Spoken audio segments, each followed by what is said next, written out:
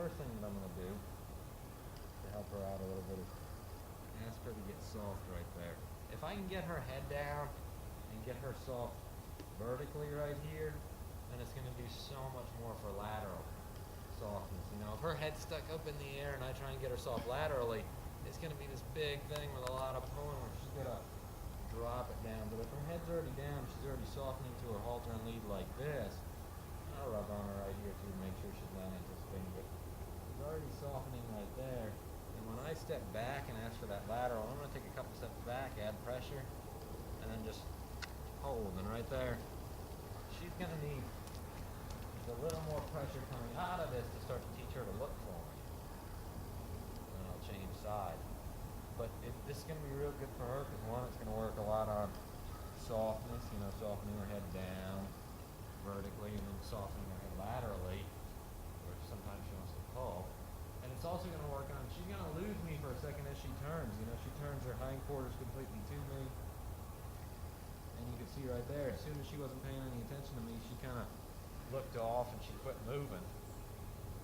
You know, so if I, as soon as that hindquarter comes by me, add just a little bit more pressure until she looks at me again, she'll start to try and find me a little bit faster, and that'll hopefully add into more attention on the ground and eventually more attention on the saddle. Right there, when she goes to push on me, I just bump, bump, bump. Don't do that. I know people like it and they kind of think it's cute, but their heads feel like cinder blocks and you get knocked in the nose because you're not paying attention. They decide to rub on you.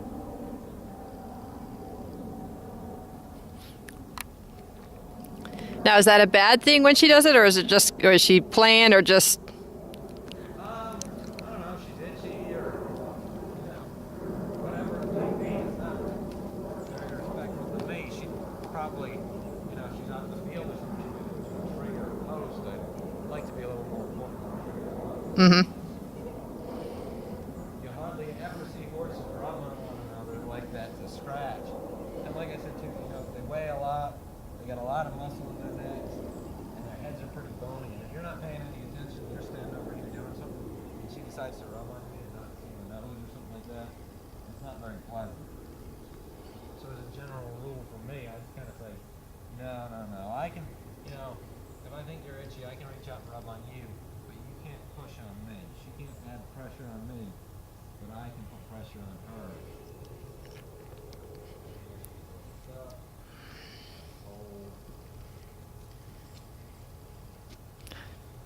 So definitely not good to encourage that kind of behavior then.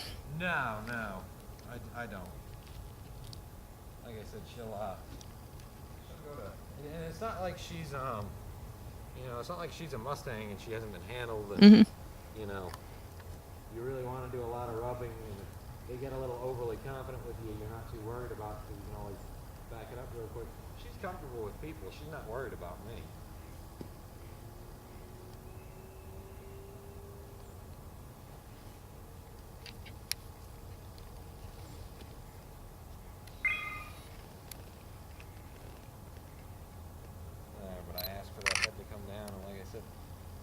Once you kind of get that vertical softness in there, the lateral is going to get a lot better. Now when we start under saddle and stuff, you know, it's going to be lateral first, but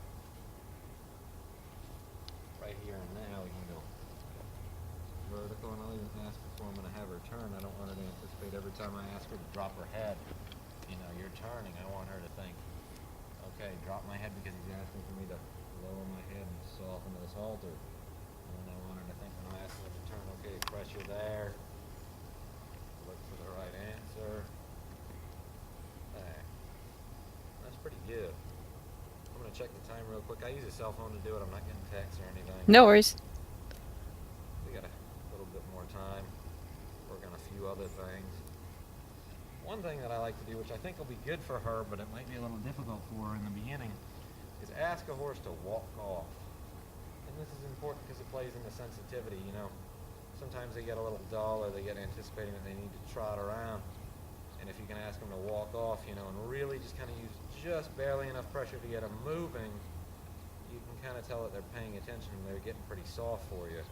Now her, she'll probably speed up to a trot, but when I ask for a walk, I'm going to have my hand down, a little bit shorter of a lead rope, and just really build pressure right there. Pressure right there. Push it away. I'm not going to get after it too much, but the nice thing about being able to walk, I usually ask for a walk a couple times on each side at the beginning and end of a groundwork session. The nice thing about working at a walk is she can think a little bit better. So she's a little stiff on this side. The next time I ask for a walk, I can kind of play with her a little bit more about getting her nose over and getting soft for me at a walk.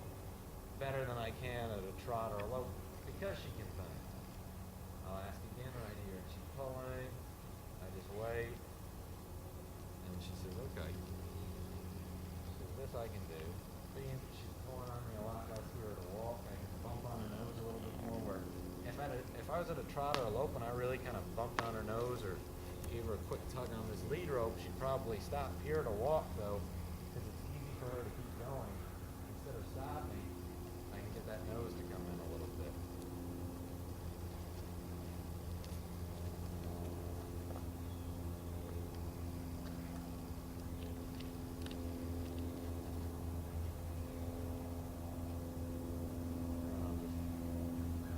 Just go to walk off the other way. Same thing, pressure on that shoulder. You're a bit close to me, huh? And I'm still going to tap her and get after her when I need to. For me, I look at it as walking's a reward for her right here. She's worked hard. So now I'm asking, how sensitive can you be? But if she wants to get dull and not respond when I ask gently, I have no problem with tapping a little bit. And now she says, now you woke me up. But I just remind her a couple of times to walk off. And anytime those feet hit a trot, I tell her, no. See how she's not there. I think she's not really moving her hind quarters. She's kind of running into my lead rope.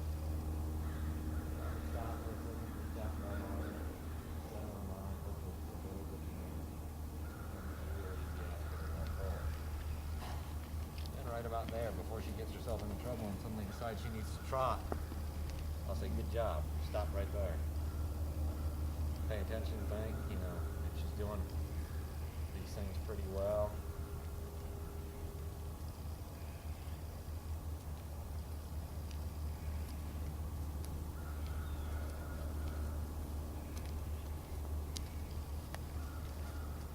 Like I said too, I just worry her just a little bit more with this lead rope. Where it's easy for her to kind of continue moving around. If I need to, if I feel like she's being lazy, I'll add a little bit more pressure on those hindquarters because it's going to be easier for her. She's got her head lower. She's not pulling on me so much. So she says, okay, I can figure this out at a walk. I'll just wander off for a second. Lead her up. She's handling all this stuff really well. I'll walk over here. Don't push on me.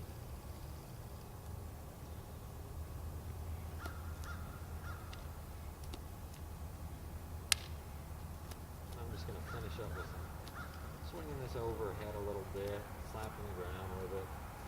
See if we can get a starting point today. Anytime she puts pressure on me, like even right there with her face, if she's pushing on my hand, I'm going to just bump her off of it. So you're always keeping your hand right up there in the event. Yeah, in case, that way she can't suddenly block me by moving her head over. Once I get more and more confident about a horse, I've only been working with her for a little while now. Once I get more and more confident with her, you'll start to see my hand drop just because I'm lazy. It's kind of a bad habit, but I keep my hand up here because if I don't, and she feels uncomfortable, she's blocking me, and if she were to run while her head's like that, or get a little uncomfortable, she's going to run into me. But right now, if she feels uncomfortable and goes to lunge forward, I can stop her before her shoulders get to me, or at least make sure I don't get run over by, kind of bumping her on her jawline right here and getting her to go out that way instead of coming in to me. So it's really just a safety thing, one, and two, I don't want her pushing on me. If she's got to be soft to me, I apply apply pressure to her. She's not applying any pressure to me.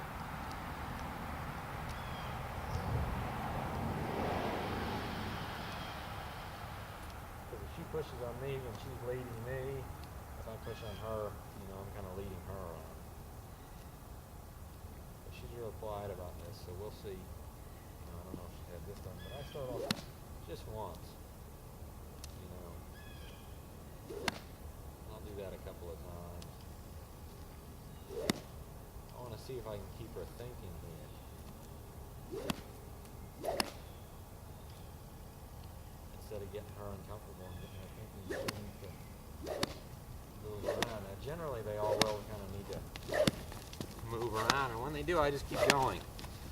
But it's going to take a little less time for her because she got the benefit of being able to just stand still those first few times. I'm going to wait until she completely stops here too and gets a little more accepting before I release. I'm not asking her to go anywhere. The way that she can tell that is like reading my body language. I'm not really looking at her. I'm not pointing in any direction there. She stands still. I slap the ground a few extra times. And then I just start over again. Now, what's that get her to do? Well, let's just make sure she's confident with my tools, and it's also helping her read my body language. Right there, she really wasn't paying any attention. It's tough for her to read my body language when she's not looking at me, but this is teaching her, too, the difference between me passively standing here and just sort of asking her to accept something,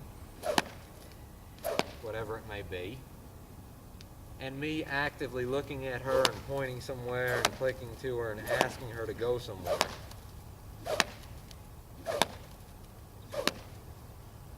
Again, I'm trying to build on how much she thinks. I want her to think her way through this and look at me a little bit more and say, do I really have to move? Instead of just sort of rushing on.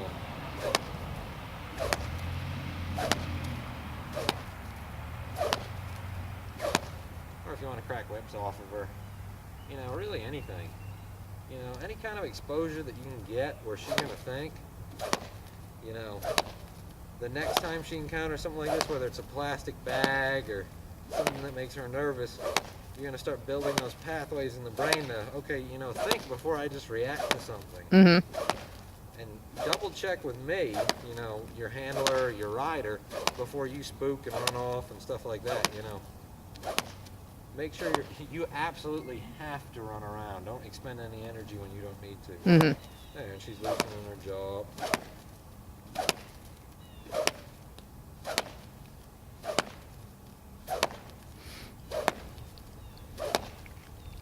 Because I've slapped the ground behind her a couple of times, just when she got a little nasty about stuff and wanted to kind of tell me that she was thinking about kicking me.